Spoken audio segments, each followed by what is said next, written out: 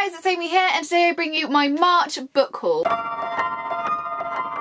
So this month I have acquired so many good books. I'm really excited to show you. We have a mixture of stuff here. We've got poetry, non-fiction, fiction, graphic novels, like short stories, everything you could possibly want in a book haul I've got to share with you today, so let's just jump into it. We shall begin with publishers first because that's always a nice place to start, I feel. This month Penguin sent me a couple of books, and firstly we have New Boy by Tracy Chevalier. This is the same author as The Girl with the Pearl Earring, which I haven't read. This is part of the Hogarth Shakespeare series which they're slowly releasing. There have been various other books from various different authors such as Jeanette Winterson, Howard Jacobson, Anne Tyler and Margaret Atwood, and there's still more to be released. These kind of take a Shakespeare play and retell it into kind of modern times. This one is centred around Othello. I haven't read Othello, although I don't know if it's key that you read the Shakespeare before you pick up these kind of books. I think possibly you can read these before and then maybe you may want to go and pick up Shakespeare and do it the other way around. So like I said, this is a kind of retelling or a kind of modern day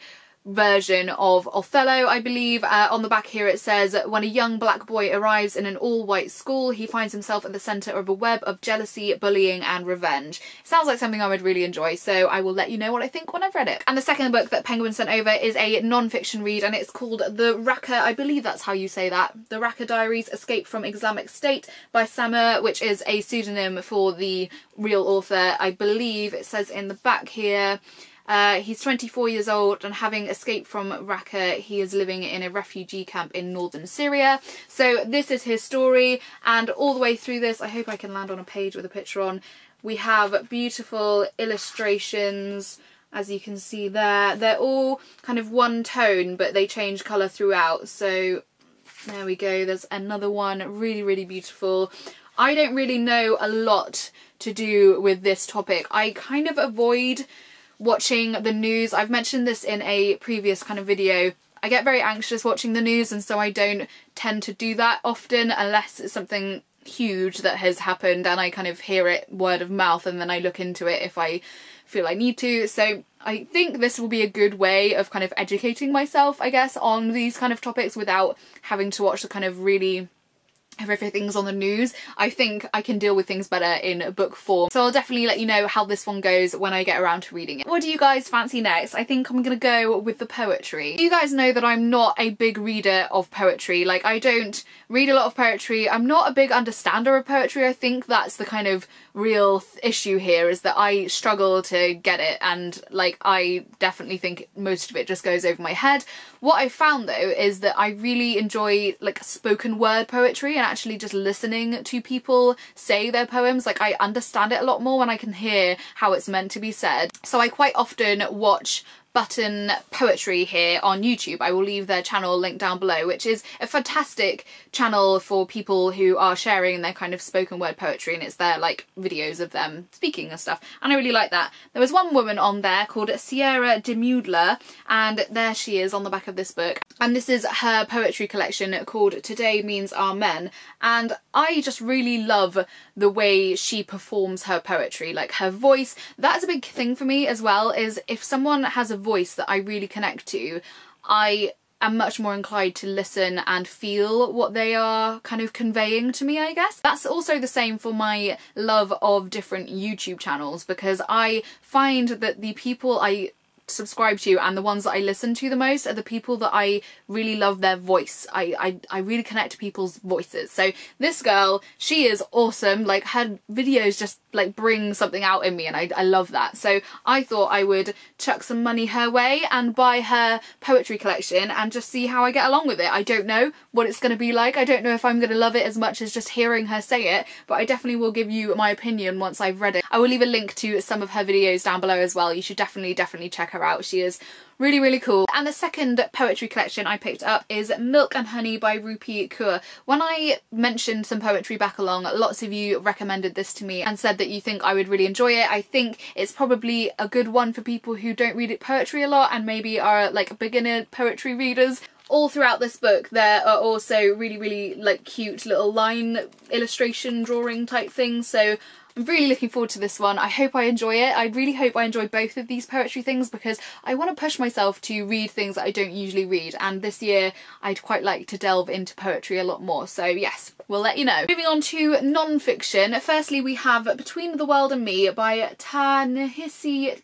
This one I've been recommended quite a few times because you guys know that I like to keep up with my non-fiction, and now I've got quite a good selection of non-fiction books to pick up, so I'm looking forward to that. This one I believe is this man talking to his adolescent son and sharing his experiences of kind of racism and him kind of growing up in the world and kind of passing that knowledge and experience onto his son. So obviously this book has a lot and is centred mainly around race and racism and all those kind of things. I haven't read a lot of stuff like that, and recently I've been reading a lot of kind of stuff set in Africa, and like I didn't even intend to, but I have been, and so reading something like this I think is going to be really interesting and really kind of educational for me. Obviously being a white woman, I have no concept of what it's like to be a black man, so there we go. I will let you know what I think when I get round to it. And my second non-fiction read for this book haul is The Establishment and How They Get Away With It by Owen Jones. This one I picked up on the recommendation of Jean at Bookish Thoughts. She mentioned it in her top 10 non-fiction books video. I'll leave a link to that down below.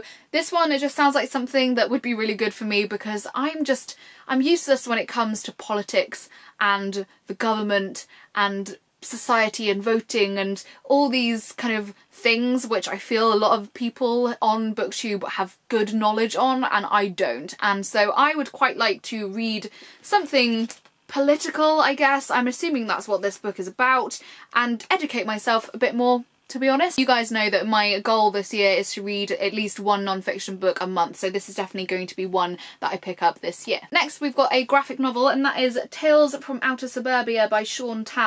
I read The Arrival by Shaun a couple of months ago, absolutely adored it, and I asked you guys in the video what book I should pick up next, and a few of you mentioned this one. Unlike The Arrival, this one actually has writing as well as the absolutely stunning illustrations. Like, I can't get over how beautiful the illustrations are in Shaun work. Like, I think it's amazing. So as you guys recommended this one to me and said that you think I would really love it, I'm sure I will, and I can't wait to dive in. Moving on to some classics. Firstly we have Jamaica Inn by Daphne du Maurier. You'll know if you've been here for like a few months, I've recently read Rebecca and My Cousin Rachel by Daphne du Maurier, and I gave 5 stars to both of them. I absolutely adored them, so I wanted to keep up my momentum with reading Daphne du Maurier, and so I decided to pick up this one. I think the thing I really love about these books is the fact that they're set in the kind of southwest of England and Cornwall and Devon and that kind of area, which is where I live, and so I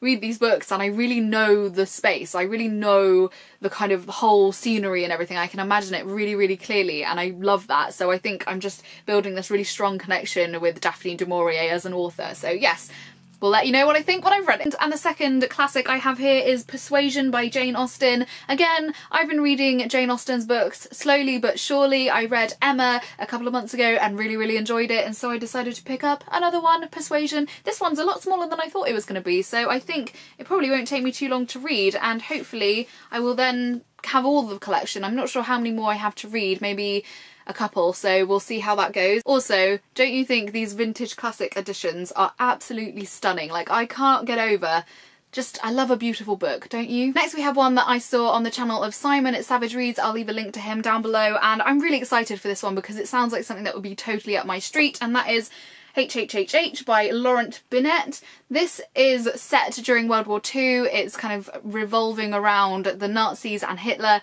You guys know that I love World War II fiction and non-fiction. This one says, 2 men have been enlisted to kill the head of the Gestapo. All the characters in HHH are real, all the events depicted are true, but alongside the nerve-shredding preparations for the attack runs another story. When you are a novelist writing about real people, how do you resist the temptation to make things up? That sounds incredibly interesting, and the way that Simon spoke about it made me instantly want to pick it up, so I went and bought it. The problem with filming these bloody book haul videos is that I get so excited about every single book that I then like get into this state of panic because I just want to read them all at once and I don't know what to pick up first. this. Like, I want to start all of them right now, and I can't because I'm already reading like 4 books. Like, what am I meant to do? Ugh. And finally, to conclude this wonderful book haul, I'm really excited for these books, guys. Like, I can't get over it. We have a collection of short stories, and that is What Is Yours Is Not Yours by Helen Oyeyemi. You guys know that I'm reading all of Oyeyemi's work this year, and this one recently came out in paperback. You might know the hardback edition. It's pretty cool. It's got like a really funky spine with like binding and stuff, but you guys know that I prefer a paperback, so I waited. And this is stunning, so I'm quite happy that I did wait because I do like this version. I think what I'll do is wait till I've read all of the fiction novels from Oyeyemi that I wanted to read this year, and once I've done that, then I will pick up the short story collection. So I will let you know when that happens, and you can follow me throughout the year. So yes, there we go. Those are all the books that I have acquired recently. I would love to hear down below if you've read any of these and what you thought of them, or if you've been buying any exciting books, let me know in the comments. As always, I will leave links to Facebook, Tumblr, Twitter, everything I've mentioned today down below. I hope you're all having a fantastic day, and I will see you soon. Bye!